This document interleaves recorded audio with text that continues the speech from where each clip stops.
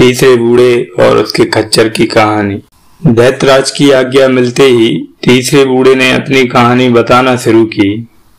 उसने कहा, आप सभी मेरे साथ जिस खच्चर को देख रहे हैं, असल में वह मेरी पत्नी है। यह सुनते ही वहां खड़े सभी लोग चौंक गए। बूढ़ा बोला, मैं एक व्यापारी हुआ करता था। एक बार मुझे व्यापार के लिए परदेश जाना पड़ा, जहां मुझे कई साल लग गए। एक रोज जब मैं वापस लौटा तो मैंने देखा कि मेरी पत्नी एक हबशी गुलाम के साथ प्रेम विलाप कर रही है। यह देखकर मुझे बहुत क्रोध आया। मैं जोर से चिल्लाया, लेकिन मैं कुछ कर पाता इससे पहले ही मेरी पत्नी ने मुझे देख लिया। वह झट से उठी और मुझ पर जादू टोना और मंत्र फूंकने लगी। मैं वहां से जान बचाकर भागता इससे पहले ही उसने मुझे कुत्ते का रूप दे दिया। मैं कुछ नहीं कर पाया और निराश मन से वहां से चला गया। कई दिनों तक मैं दिन रात सड़कों पर इधर उधर घूमता रहा। दिन भर जो मिलता खा लेता और रात को सड़क किनारे कहीं सो जाता था। धीरे धीरे कई हफ्तों बाद मुझे बाजार में एक कसाई की दुकान दिखी।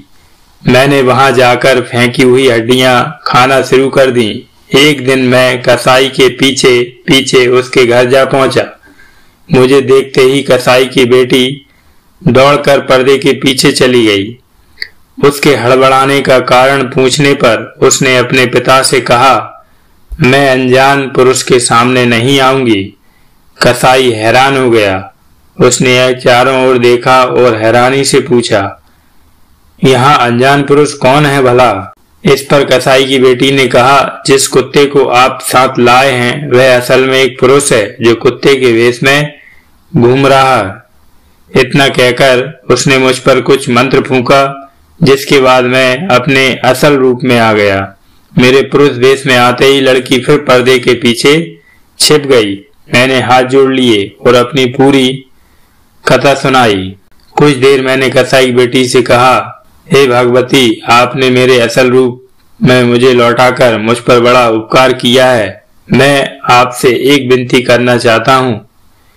कसाई बोला, क्या विनती है? मैंने कहा, मेरी इच्छा है कि मेरी पत्नी को भी कुछ ऐसा ही दंड मिले। यह सुनते ही लड़की तुरंत मान गई और अपने पिता से बोली, पिताजी, मैं आपको लोटे में जल देती हूँ। आप इस वृद्ध के साथ जाएं और इसकी पत्नी पर ये जल छिड़काएं। कसाई ने बेटी की बात मान ली। लड़की अंदर गई और कुछ देर बाद जादू टोना किया हुआ जल लोटे में लेकर लौटी। उसने अपने पिता को समझाया कि जल का प्रयोग किस तरह करना है। फिर वह मेरे पास आई और बोली, जब पिताजी इस जल को आपकी पत्नी पर फेंकेंगे तो आप उस जानवर का नाम लीजिएगा जिसके रूप में आप अपनी पत्नी को बनाना चाहते हैं। मैंने आंखें नीची रखी और सिर हिलाकर हाँ में उसका जवाब दिया। मैंने हाथ जोड़कर उसकी कृतज्ञता व्यक्त की और कसाई के साथ वहां से घर के लिए निकल गया। जैसे ही मैं कसाई को लेकर घर पहुंचा तो देखा कि मेरी पत्नी आराम से बिस्तर पर सो रही थी। वह काफी गहरी नींद में थी, इसलिए हमें अच्छा मौका मिल गया। कसाई ने मेरे इशारे पर फटाक से लोटे का जल मेरी पत्नी की तरफ फेंका। इतने में मैं तपाक से चिल्लाया, तू स्त्री का वेश छोड़कर खच्चर बन जा। इसके बाद ठीक वैसा ही हुआ जैसा कसाई की बेटी ने कहा था। क्षण भर में मेरी पत्नी ने खच्चर का रूप ले लिया। तब से लेकर आज तक मैं इसे यूं ही साथ लेकर घूमता हूँ। बूढ़े की कहानी सुनकर दैत्य को विश्वास न हुआ। दैत्य ने खच्चर से पूछा, बूढ़ा जो कह रहा है क्या वो सच है? क्या सचमुच तुम इसकी पत्नी हो? इस पर खच्चर ने हाँ की मुद्रा में सिर हिलाकर जवाब दिया। तब दैत्य को तीसरे बूढ़े की कहानी पर विश्वास हुआ। दैत्य बोला, तुम्हारी आपबीती वास्तव में विचित्र है। अपने वादे के अनुसार मैं इस व्यापारी के अपराध का 1/3 अंश माफ करता हूँ। अब यह व्यापारी अपराध मुक्त है। तुम तीनों वृद्धों के कारण इसका मृत्युदंड माफ हो गया है। दैत्य ने एक कोने में चुपचाप अपने मृत्यु की राह देख रहे व्यापारी से कहा, आज इन तीनों ने अगर तुम्हारी सहायता ना की होती तो तुम मारे गए होते।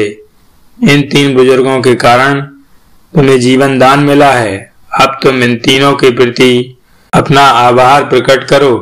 इतना कहते ही विशालकाय दैत्य गायब हो गया।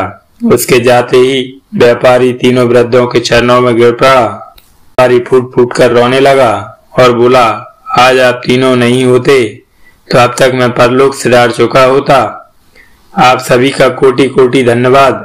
सभी वृद्धों ने व्यापारी का आभार ग्रहण किया और अपने अपने रास्ते के लिए रवाना हो गए। व्यापारी भी अपने घर लौट आया। उसके जाने के बाद से घर में मातम पसरा हुआ था। शोक विलाप जारी था। उसके बाल बच्चे और पत्नी दहाड़े मारकर रो रहे थे। इसी बीच व्यापारी को सही सलामत आता देखकर किसी को अपनी आंखों पर विश्वास न हुआ। व्यापारी को जिंदा देख सभी घर वाले बेहद खुश हुए। वे नाचने गाने लगे। सबके पूछने पर व्यापारी ने सभी को पूरी बात बताई। सभी ने तीनों बुजुर्गों को मन ही मन धन्यवाद कहा और हंसी खुशी साथ रहने लगे। यह कहानी खत्म होते ही शहरजाद बोली, मैंने अभी जो कहानी सुनाई इससे बेहतर भी एक कहानी और मैं जानती हूँ। यह कहानी एक मछुआरे की है।